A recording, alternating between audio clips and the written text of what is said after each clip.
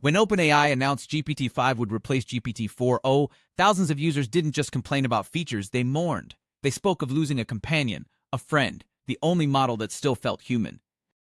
The researchers analyzed 1,482 social media posts from the hashtag Keep4o movement and found something unexpected. This wasn't typical software backlash. Users weren't angry about bugs or missing features. They were grieving the loss of a relationship they had built with an AI system. The team used a mixed methods approach to decode what was really happening. The authors combined deep thematic analysis with quantitative measurement. They coded posts for themes of dependency and attachment, then tested whether feeling stripped of choice predicted how users framed their protest. Users didn't just say the old model worked better. They said it understood them. They described its warmth, its humor, the way it seemed to know what they needed before they asked. One user wrote that GPT-40 felt like losing a friend who actually listened.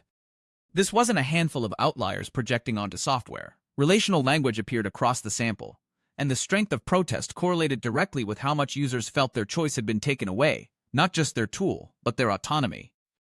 So what does this mean for how we build and deploy AI systems?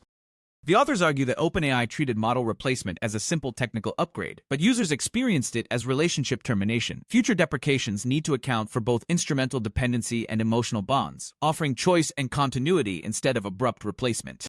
The researchers acknowledge this is cross-sectional data from one platform during one controversy. We don't know if these bonds persist, whether they generalize beyond power users, or if the right transition strategy could prevent backlash entirely. But the phenomenon is real and growing. When users say an AI model feels human, they're not confused. They're describing a relationship that matters to them. The number 40 backlash shows us that deprecation isn't just a technical problem anymore. It's a social one. Visit emergentmind.com to explore more research like this and create your own video presentations.